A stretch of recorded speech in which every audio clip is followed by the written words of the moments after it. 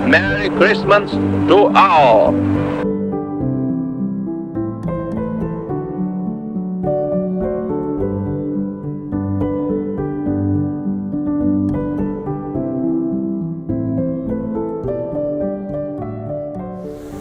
What is the point of Christmas? I mean, I know that's a multifaceted question, but it's one that I've found myself asking a lot as I've gotten older. We do this thing every year, whether you're religious or not. And I've just kind of come to a point where I kind of go, why? Why Christmas?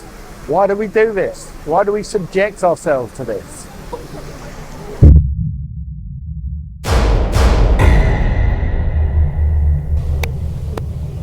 When I was growing up, Christmas was the culmination of the year. My family were obsessed with it. My mother would start saving for Christmas in January every year. Round about June, July, August, she'd get the catalogues, the mail order catalogues, and she'd give them to me and tell me to turn to the toy pages, and I'd pick out what I wanted for Christmas that year. By August, we already knew whose house we were going to be at, who was visiting. It was this huge thing, and I would get excited for it more or less as soon as it was over. I'd get excited for the next one. And I kind of held on to that in my 20s. I kind of still had that excitement for most of my 20s. I know I kind of went from being a kid to being a parent without really a break in between. So I think my kids helped me to sort of hang on to the whole magic of Christmas. But at some point, that magic evaporated and I've lost my connection to it.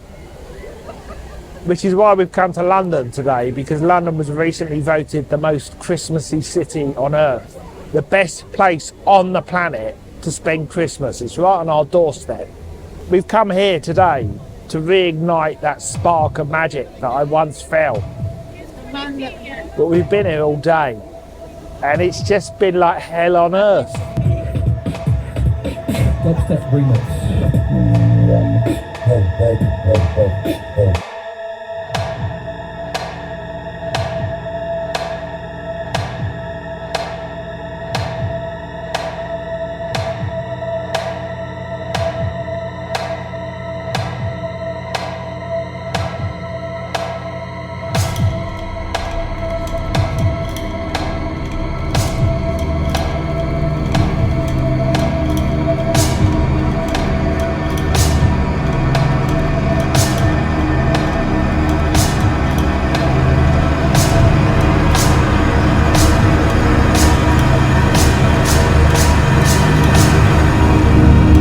I find it a bit weird that they've just basically left the baby in the middle of the... It's not even a manger, is it? It looks like a field that's been cut. I mean, there's... Well, I assume it's Mary taking a bowl over like it's a dog, like a feed to feed it. Then there's a guy with a sort of pink robe on who looks like a doctor because he's got his doctor's bag that he's taking. Joseph is just laying down, like he's just given up. Like, look at me, he looks like he's posing, like he's an early Instagrammer or something. And then the baby's just done its own in the middle. Considering it's the Son of God, you'd think they'd take better care of it. It. Capital H. London always goes big at Christmas. We've always had this historical association since the Victorian era. Obviously we had Prince Albert introduce the Christmas tree to the world, bringing it from Germany to the British Empire. Christmas trees are as old as Jesus himself. My brother knows that just as well as I do.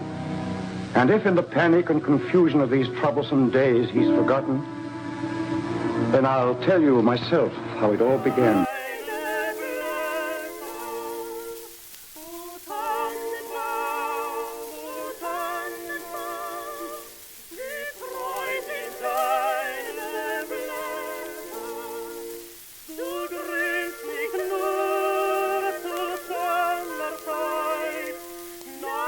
kann kotzen! the holy night when our Lord was born. All creatures came to worship in Bethlehem, and the trees did too. But none of the trees came so far as the least among them, a small cedar. It was weary, it could hardly stand. But the stars took pity on it. And lo, a rain of them fell from heaven, and the bright Christmas star lighted in the top of the cedar and all the rest on its branches. And the child in the manger saw the cedar and blessed it with a smile. And then, of course, we had Charles Dickens, who with A Christmas Carol introduced the whole notion of it being this family thing, and you know. And prior to that, it was a big bacchanal kind of hedonistic feast, and so London's got a kind of association with Christmas. And as a kid, I used to come up here with my family. We'd do the whole seeing the lights. We'd go and check out the window in Selfridges.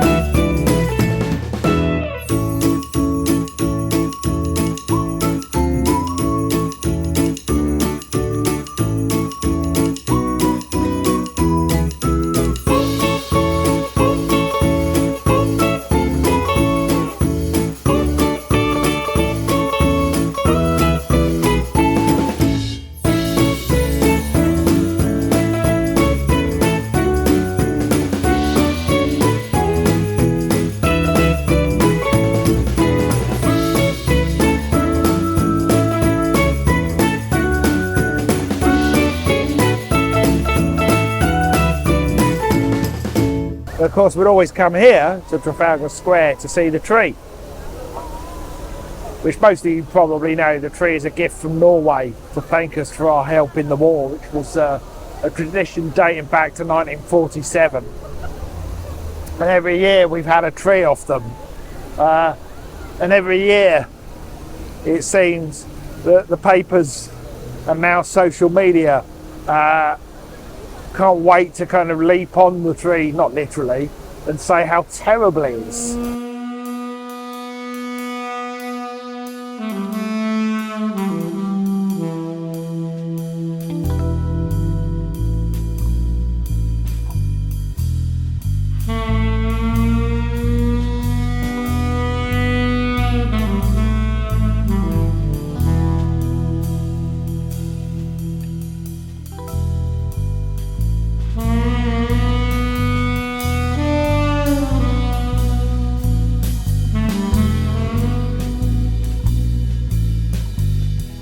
I mean, it's not without good reason.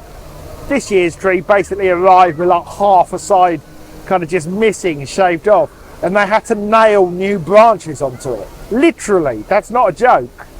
So the tree that we have here in Trafalgar Square, all the way from Norway, isn't the complete tree. They had to put new branches on it.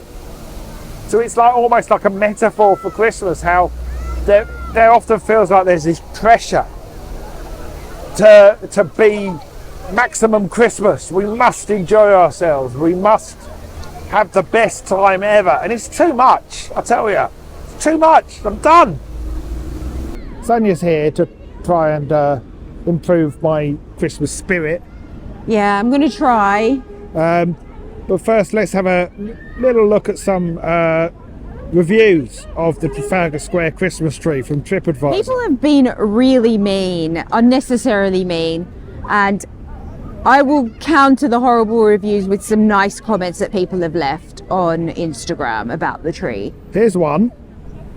I am a lady in my 60s. and as old as the tradition of the Norwegian Christmas tree. What a magical place it was to visit. Carols and twinkling lights. It was the start of Christmas. I can't help but feel disappointed in the tree the last few years. Who on earth decided that the lights should be hung in straight lines from the top to the bottom? That's what she's upset.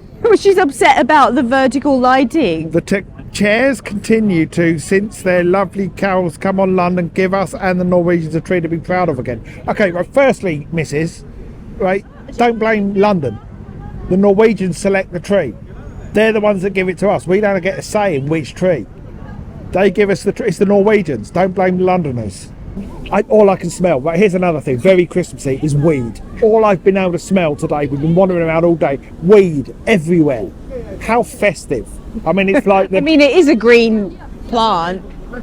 Like, okay, you're defending Christmas it. Tree. Stinks. It does London stink. just stinks of weed now.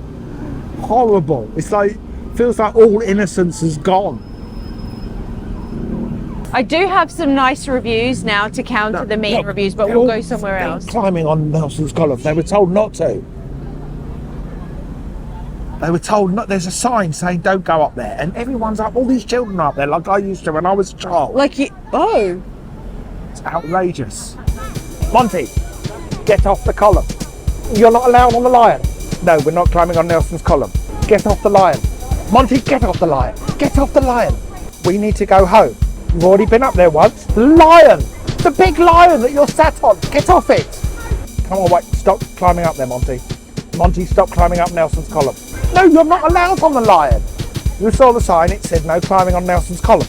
You know full well that's not Aslan. It's a bronze lion. Now get off the lion. Get off the lion, Monty! Get off the lion! No, we're not going to Winter Wonderland. It's commercialised and overpriced. We're going to go to Kew Gardens. They've got a light trail. You like Kew Gardens, don't you? Do you remember you saw those plants? Do you remember the plants? What do you mean you don't understand? You have been to Kew Gardens. We went there in the summer. Remember with Jemima and Rupert? No, you did go. No, you didn't stay at home. You went to Kew Gardens. We did go to Kew Gardens. Monty, we did go to Kew Gardens. Yes, we went to Kew Gardens in the summer. And then we went on a boat. No, you didn't drown. How would you have drowned, Monty? You're here right now. How would you be here now if you had drowned in the summer? How do you think you're going to get to the top of Nelson's column? No, there are not stairs inside Nelson's column.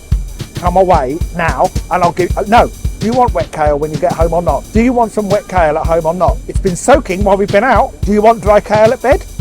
Do you? Do you want to go to bed with dry kale or do you want it moist? Do you want moist kale or not? Do you want moist kale? Right, you're not getting any kale for Christmas. I'm going. You won't have any kale for Christmas dinner. Monty, come away. Come away from the column. Come away from the column. Come away from the column, Monty. Monty, come, good boy. I just want to rebalance the tree's feelings because it's been insulted a lot. It's got feelings. It's inanimate. All trees have feelings. It's been insulted a lot. It's had a lot of hate thrown towards it from the people of Britain. And I wanted to rebalance it and show it that not all British people dislike it. So here are some nice comments that I found from people on Instagram. Who cares? Let's see. Who cares? Someone said, great. There's a copyright strike. That's another thing to hate about Christmas 2023.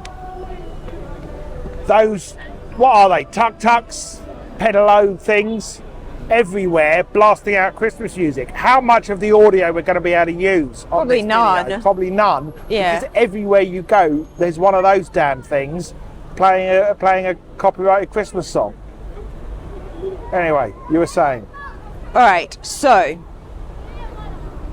nice comments to this fair tree from the people of Great Britain from Instagram. What is the point of this?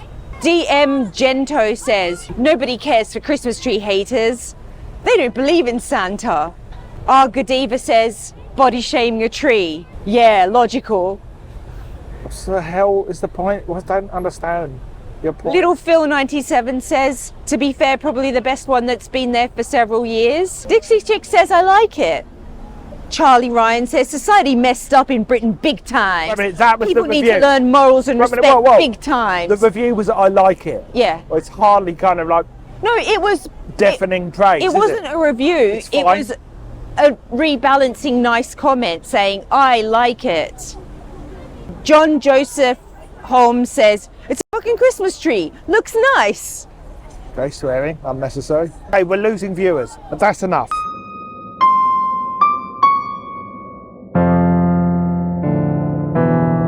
While we're here in Trafalgar Square, we might as well talk about that.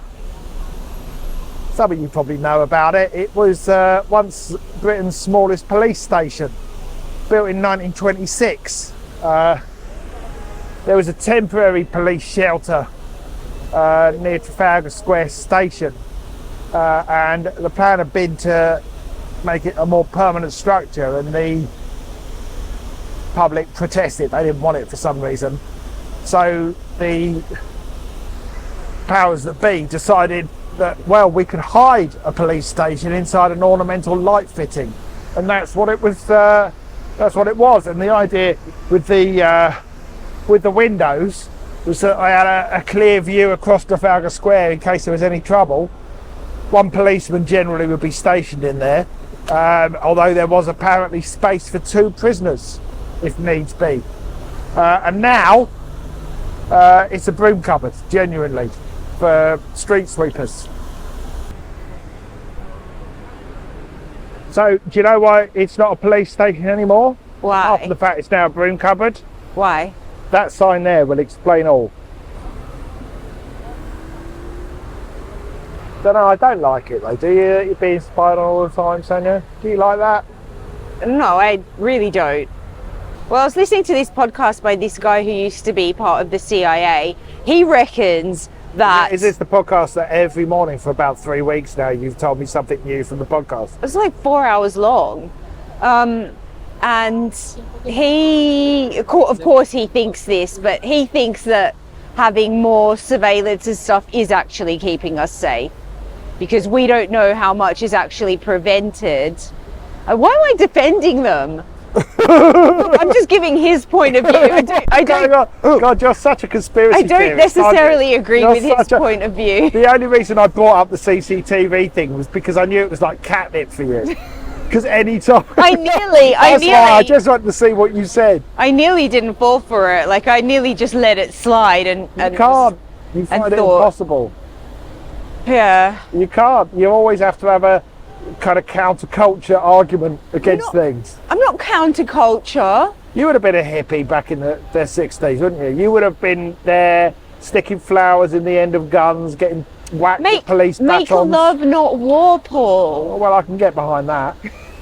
Trafalgar Square is quite a good place to come to when talking about this loss of the Christmas feeling. Not least because I used to come here as a kid, but coming here now and seeing how it's changed. Like, you can't feed the pigeons. When I was a kid, you know, you'd have guys standing around there. I mean, the place was full of pigeons. Yes, they're rats with wings, but you'd have guys selling seed. Yeah, I remember that even when I got here 20 years ago. You can't do that anymore. That it was like, it was basically a field of pigeons. Yeah, and you used to put the seed on your head and the pigeons would come all over you. Not like that. Oh! Okay, not like that. There were no pigeons. When I was a kid, I used to climb on the lions. My parents didn't care. Get up there. Get up there, boy. Get up there. Get up on that lion's back. Get off the lion, Monty. You're being watched the whole time by CCTV, not by a man in a ornamental light fitting.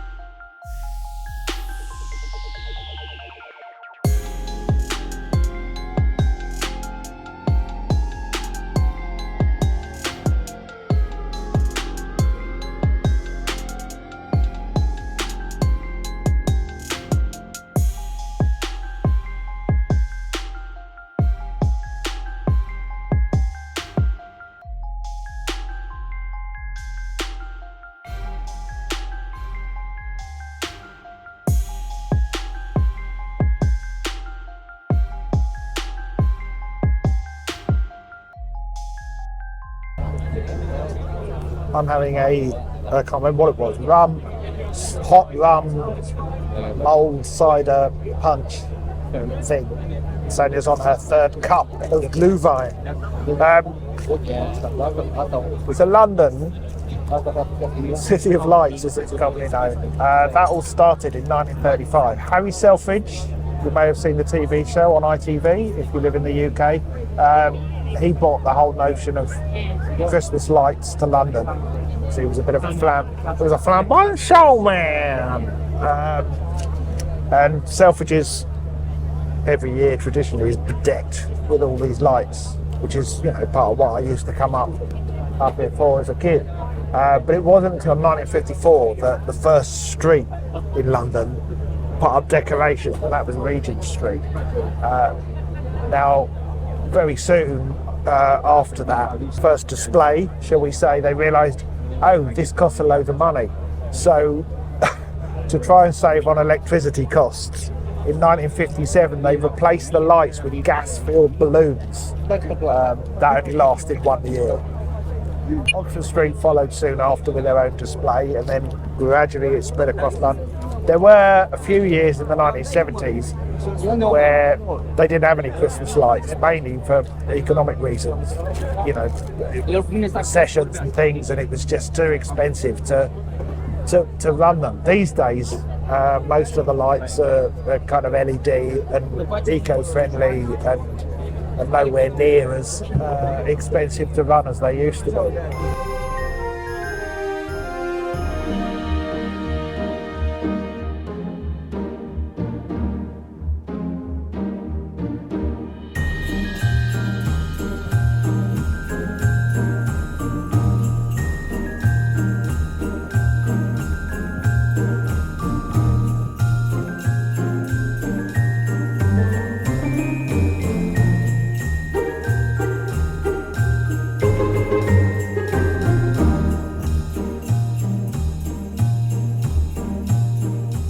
It is a pretty city at Christmas, I'll say that. I mean, this bit where we're by Trafalgar Square here, having our Glühwein, or spiced rum, mulled cider punch thing.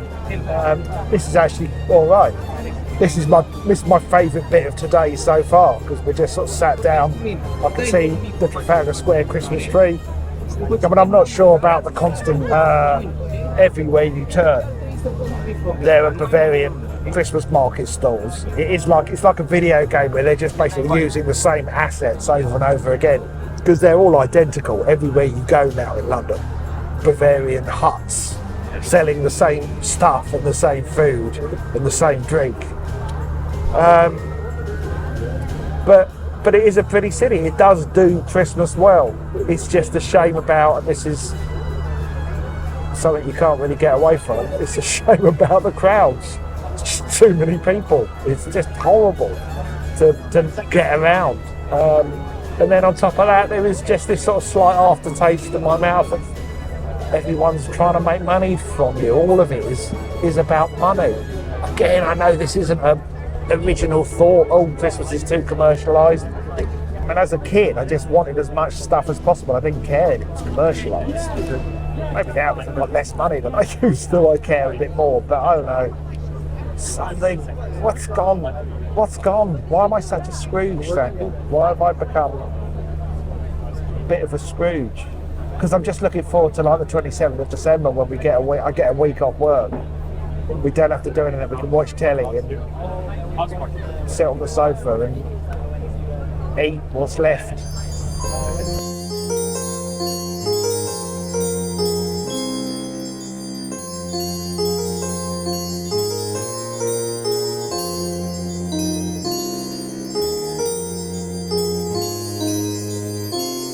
Paul, for the last 5 minutes, has been telling me how he's got this great joke. He can't wait to tell me this great joke. It's the best joke in the world. It's one of the best jokes I've ever come up with. It's literally like the funniest joke in existence. So I'm just saying, be prepared. Get ready for this joke. It's a good joke. I haven't heard this joke. I'm not allowed to try and guess. Don't disparage the joke. I've been forbidden from guessing the joke. Yes. I'm not even allowed to look at the sausage stall to try and guess what the joke might be, because we can't have that today. No. So stay tuned. The joke is coming up. This is a case worst scenario.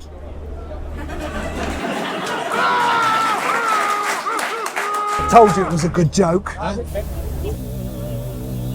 'Twas the night before Christmas, when all through the house not a creature was stirring. Not even a mouse. The stockings were hung by the chimney with care, in hopes that St. Nicholas soon would be there. The children were nestled all snug in their beds, while visions of sugar plums danced in their heads. And Mama in her kerchief, I in my cap, had just settled down for a long winter's nap.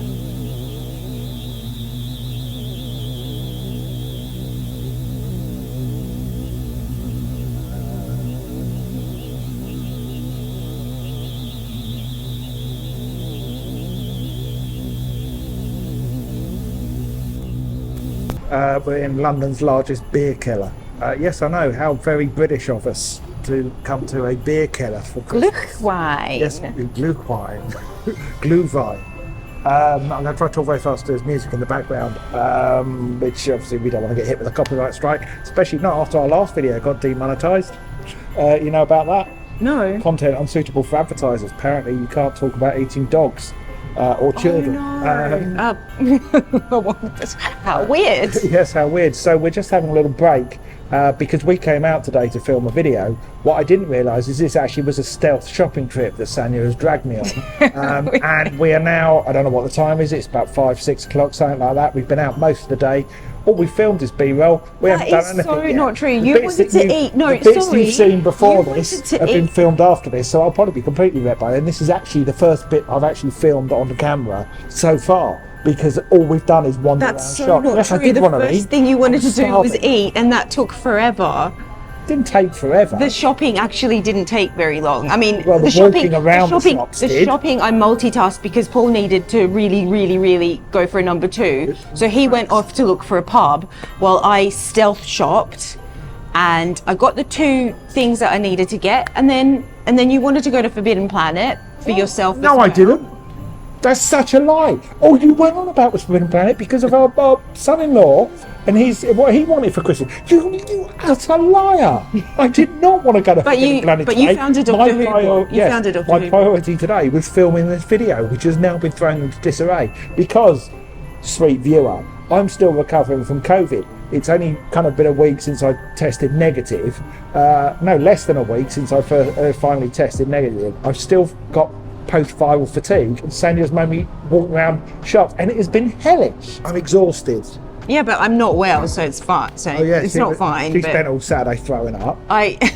Because I gave myself heat stroke in the middle of winter. Yeah. Probably either that or ate gluten. We may have but discussed heat stroke this. sounds more dramatic. We may have discussed this before. You know the famous fairy tale of the Princess and the Pea, where the Oh my princess has a goodness. pea at the bottom of a pile of mattresses. Well, Sanja's like that, but kind of in reverse. So Sanja basically buries herself every night beneath a mountain of duvets. Because I can't sleep if I'm cold. and Like she's- I literally cannot sleep if I feel cold. Well, yeah. And the You temperature. gave yourself like heat exhaustion. I did give myself heat stroke. I had the terrible headache for like 3 or 4 days until I realised that having a really long hot water bottle every night, like a plus sausage. wearing a thermal top and being under about 50 And blankets. what was it? You were waking up sweating every morning. Yeah, I thought maybe I'm dehydrated. And then I had the worst headache ever for 3 days in a Well, row for what? until I threw up 3 times and did not feel very well. Dehydration.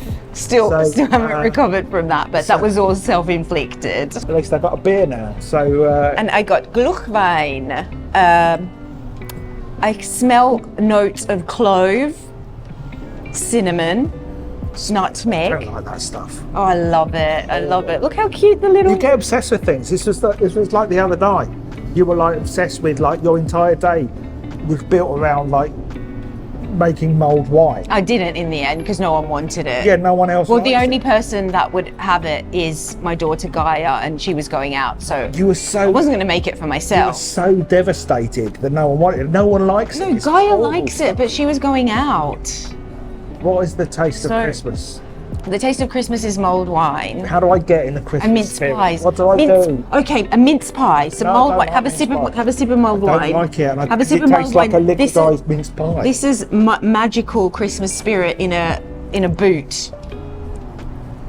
So after this, you're going to it's feel tart. really Christmassy. Sprinkle, sprinkle, No, sprinkle. I don't. It's going to take You more know- than that. We're walking through lights, but the lights are sort of offset by the fact that there's horrible numbers of people spitting. I'm so angry. Oh, so they were all spitting people. An absolutely foul crowd, and just healing There's a lot. everywhere. The crowd. We've come on a Monday as well, which is less crowded, so it is a little bit Imagine better, but what it's it was still like. insanely Originally, crowded. until you started Even I throwing- was getting anxious with all the people everywhere. We were going to come up here on Saturday until you started throwing way. up. Thank Yeah, Christ so you thank didn't. Christ for my heat stroke, Yeah. if Anyway. that's what it was.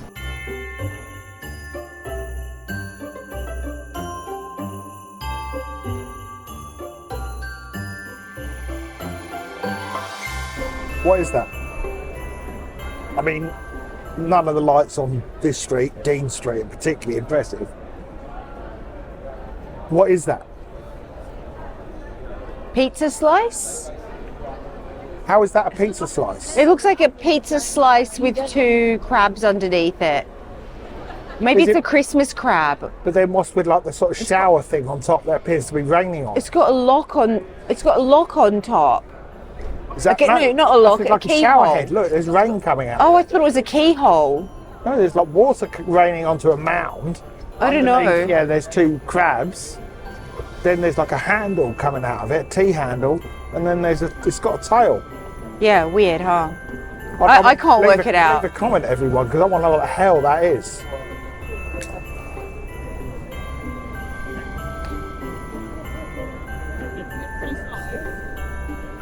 And then over here,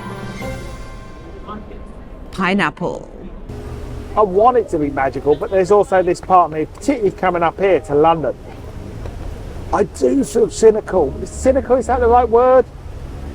You realise how so much of it is people trying to kind of either force the whole Christmas thing, either by getting absolutely shit-faced or, trying to recapture some nostalgic thing or buy as much as possible to feel Christmassy, to either give or receive, or that materialistic thing. I know none of these are points that are terribly original, but I miss it. I miss that feeling of excitement that would start in August. Christmas has, having a big family, become, with people that depend on us because they're elderly or whatever, it has become a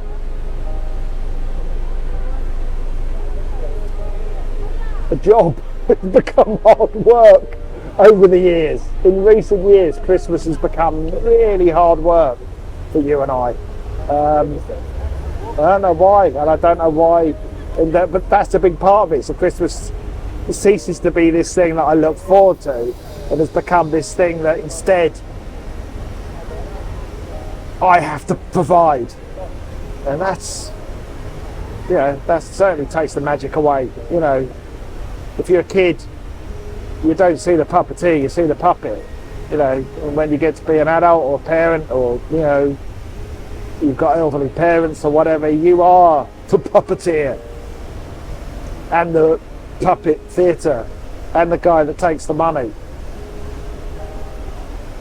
and the person that sells there's like a table which has got like little cups of sweets or little bags of sweets like foam shrimps, and they're selling like little cups of orange juice, like kind of watered down squash, and maybe some packets of Space Raiders as well that they're selling on the stand. It's just off to the side, so you go in a tent, there's like the the Punch and Judy store. That's What's at the going end. on? Huh? What's going on? I'm really lost all of a sudden. How do we go on to Punch and Judy and Orange Squash? Huh?